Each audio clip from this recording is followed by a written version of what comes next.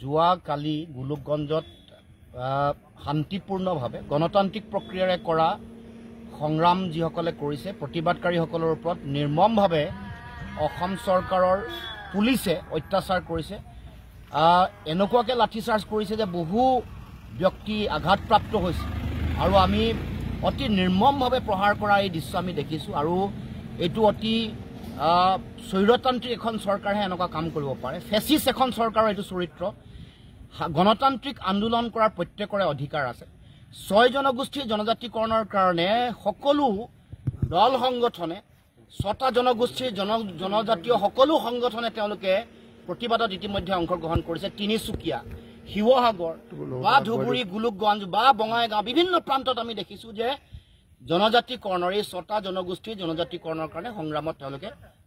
জপিয়াই পৰিছে এইটো এটা ন্যায্য প্ৰাপ্তিৰ বিষয় আমিও অসম জাতীয় পৰিষদেও যিসকল জনজাতীয় লোক আছে তেওঁলোকৰ কোনো হানি বিঘিনি নোহোৱাকৈ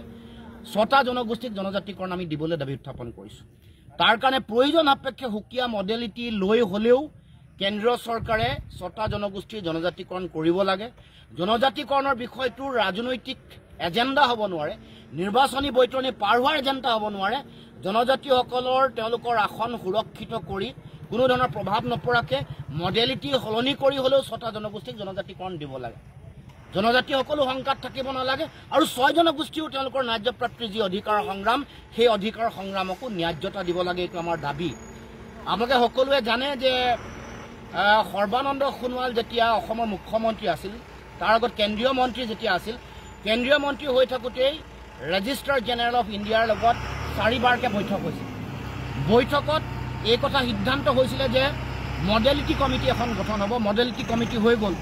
সেই কমিটিখনৰ registrar of general of India তাত তেওঁলোকৰ সদস্য আছিলে গতিকে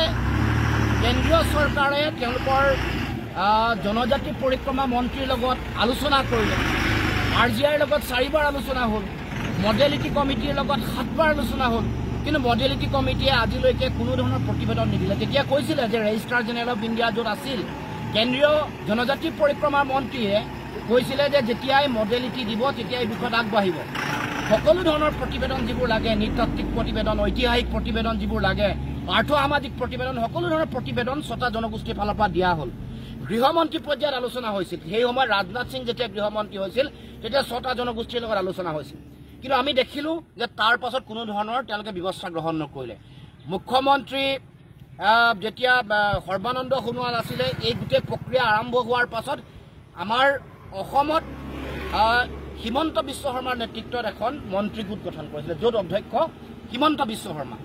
এই মন্ত্ৰী গোটে বিভিন্ন সময়ত সকলো জনজাতীয় সংগঠন ছাত্ৰ সংগঠন আন সংগঠনৰ লগত আলোচনা কৰিলে কিন্তু আশ্চৰ্যজনকভাৱে আজিলৈকে প্ৰতিবেদন নিদিলে তাৰমানে হিমন্ত বিশ্ব শৰ্মাৰ মুখ্যমন্ত্ৰী হৈ থকাৰ পাছত জনজাতিকৰণ বিষয়টোক লৈ কোনো ধৰণৰ কাম কাজ নকৰিলে মুখ্যমন্ত্ৰীয়ে বৰ্তমানৰ মুখ্যমন্ত্ৰীগৰাকীয়ে মন্ত্ৰী গোটৰ অধ্যক্ষ হৈ থকাৰ পাছত সকলো 6টা জনগোষ্ঠীৰ মানুহৰ লগত তেওঁলোকৰ আলোচনা বিলোচনা কৰাৰ পাছতো কোনো ধৰণৰ প্ৰতিবেদন তেওঁলোকে নিদিলে এই কথাই প্ৰমাণ কৰে যে RGIও আজিলৈকে কোনো ধৰণৰ আলোচনালৈ মতা নাই বা জনজাতি পৰিক্ৰমা মন্ত্ৰণালয়ৰ ফালৰ পৰা কোনো ধৰণৰ আলোচনা হোৱা নাই হিমন্ত বিশ্ব শৰ্মাৰ দিনত কাৰণ মুখ্যমন্ত্ৰীয়ে বাধা দি ৰাখিছে হিমন্ত বিশ্ব শৰ্মাই বাধা দি ৰখাৰ কাৰণে যিটো কথা যোৱাকালি কৈছে এইটো কোনো অৰ্থ নাই গণ পৰিষদৰ দিনতো এনেকৈ কেবিনেটৰ পৰা সিদ্ধান্ত এটা তেওঁলোকে লয় তাৰ পাছত কংগ্ৰেছ চৰকাৰৰ দিনতো কেবিনেটত এনেকৈ সিদ্ধান্ত লৈছে এতিয়াও আকৌ কেবিনেটত সিদ্ধান্ত লৈ ৰাইজক পুনৰবাৰ ঠগিব খুজিছে প্ৰতাৰণা কৰিব খুজিছে এই সংগ্ৰামৰ শক্তি দেখি চাৰিওফালে যেতিয়া জনগণ ওলাই আহিছে তাৰ শক্তি দেখি উজনি অসমত ভেটি খহিব বুলি ভাবি এই গোটেই খহনীয়া ৰোধ কৰিবৰ কাৰণে তেওঁলোকে কালি এনেকৈ অকল কেবিনেটত এটা সিদ্ধান্ত এইবোৰ কাম নিয়মীয়াকৈ হৈ থাকে 5 বছৰত এবাৰ নহয় এবাৰ 6টা জনগোষ্ঠীৰ জনজাতিকৰণৰ কথাটো কেবিনেটত সিদ্ধান্ত লয় এইবাৰো সেনেকৈ সিদ্ধান্ত ল'ব এইটো কথাৰ কোনো অৰ্থ নাই সেইকাৰণে নিৰ্বাচন হ'ব 26 চনৰ এপ্ৰিলত 25 চনৰ নৱেম্বৰত সিদ্ধান্ত লোৱাৰ কথা কৈছে যাতে আবেগ সৃষ্টি কৰি মানুহৰ পৰা ভোট ল'ব পাৰে গতিকে মই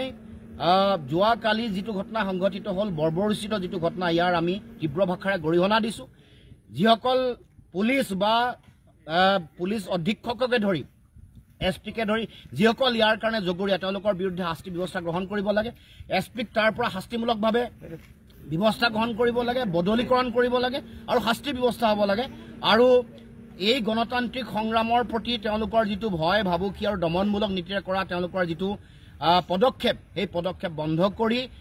ছটা জনগোষ্ঠী জনজাতিকৰণৰ বিষয়টোক এটা তেওঁলোকৰ অধিকাৰৰ এটা বিষয় হিচাপে ন্যায্য প্ৰাপ্তিৰ বিষয় হিচাপে গণ্য কৰি যাতে অসম চৰকাৰ মুখ্যমন্ত্ৰী কেন্দ্ৰীয় চৰকাৰৰ জনজাতি পৰিক্ৰমা মন্ত্ৰণালয়ে তেওঁলোকে যাতে বিবেচনা কৰে তাৰ কাৰণে আমি দাবী উত্থাপন কৰিছোঁ।